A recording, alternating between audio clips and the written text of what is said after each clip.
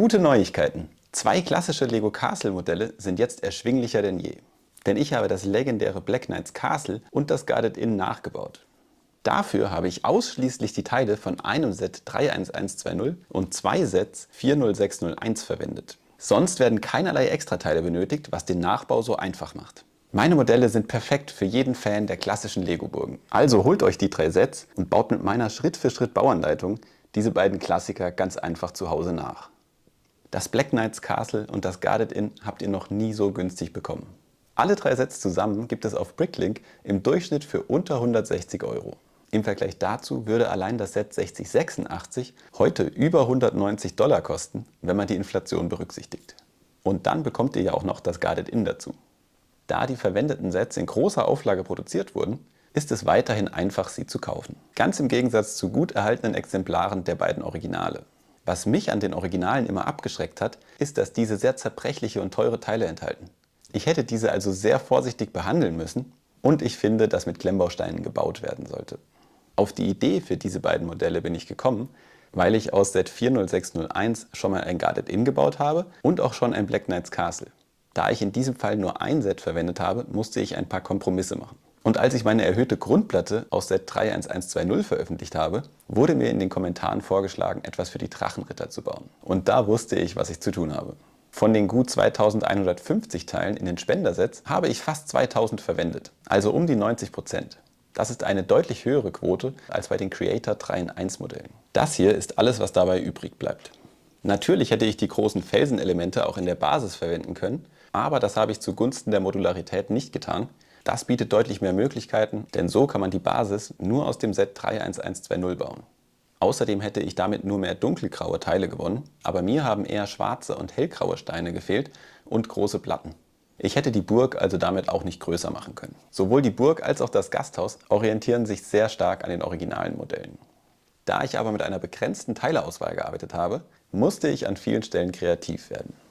Die Burg gehört daher nicht den schwarzen Rittern, sondern den Drachenrittern, die in dem Set enthalten sind. Passend dazu gibt es den Zauberer Magisto und dessen Eule und meine gebaute Version des klassischen Lego-Drachen, die ich euch schon mal gezeigt hatte.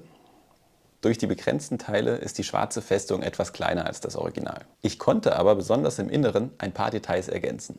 Das war beim Original sehr karg und ich habe mir die Freiheit herausgenommen, es etwas zu verbessern. Beim Original war ein Schild mit Drachenornamenten über dem Eingang. Ich habe hier stattdessen eine der Schriftrollen und eine gekreuzte Axt verwendet. Außerdem konnte ich mit den Teilen kein Fallgatter bauen, mit dem ich zufrieden gewesen wäre. Also habe ich mich entschieden, es lieber wegzulassen. Während die Grundplatte des Originals in grün gehalten war, gibt es hier einen mit Wasser gefüllten Burggraben. Und das Ausfalltor hier hinten habe ich mit einer Holztüre versehen.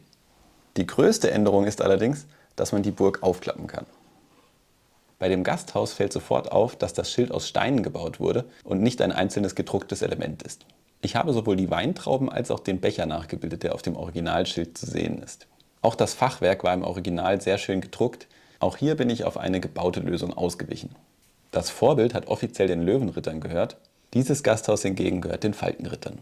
Auch an den Falkenritter im Original habe ich gedacht. Statt diesem kann man einfach einen der Drachenritter hinzufügen. Die Inneneinrichtung war beim ursprünglichen Guarded Inn sehr spärlich. Ich habe diese komplett überholt und das Dach abnehmbar gemacht, damit man auch etwas davon hat.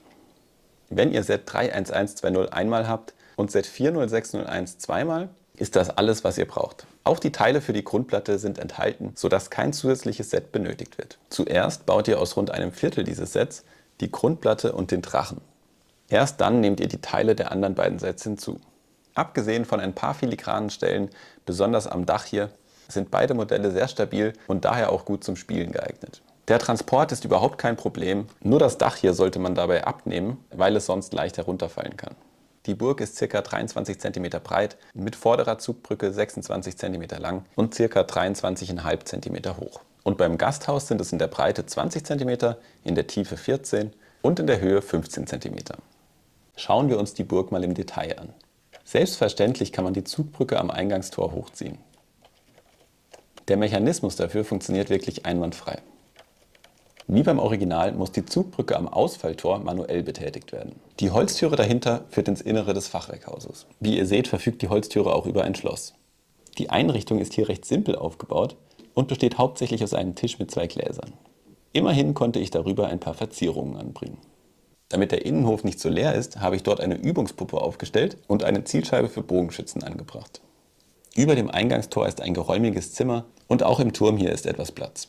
Vieles davon ist sehr nah am Original dran. So zum Beispiel auch die Leiter hier, die 3 Fackeln und die vielen Waffen, die überall verteilt sind. Hier hinten ist der Brunnen, der unten offen ist, sodass man bedenkenlos Gegenstände hineinwerfen kann. Unter diesem Fass hier befindet sich eine Falltüre und darunter führt eine Treppe in die geheime Werkstatt des Zauberers. Der Schatz der Ritter wird hier aufbewahrt. Im Keller gibt es außerdem ein Verlies mit Gittertür. Dieses verfügt auch über eine Auspufffunktion.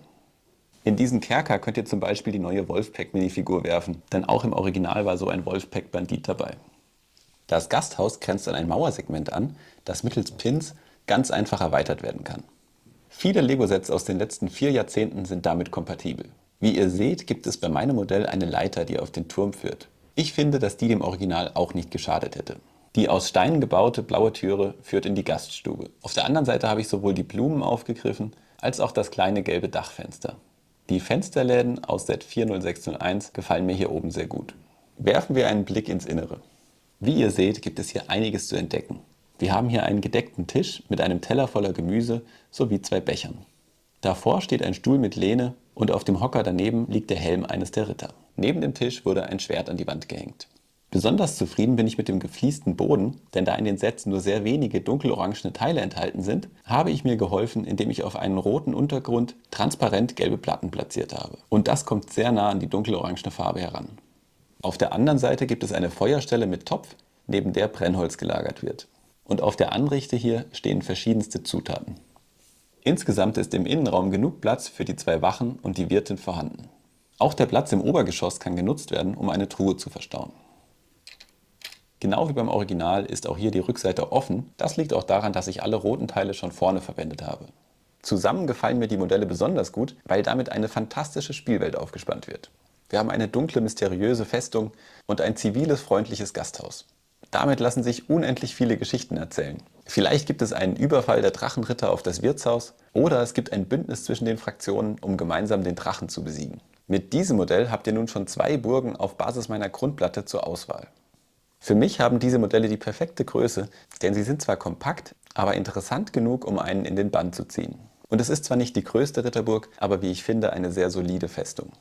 Wie ihr seht, bekommt ihr mit meinem Umbau einiges geboten. Also holt euch die Anleitung über den Link unten. Ihr werdet begeistert sein, das verspreche ich euch. Für mich persönlich ist damit jedenfalls ein Traum in Erfüllung gegangen. Welche mittelgroßen Sets sollte ich eurer Meinung nach als nächstes umbauen? Lasst es mich in den Kommentaren wissen. Habt eine gute Zeit und bis demnächst auf Balanced Bricks.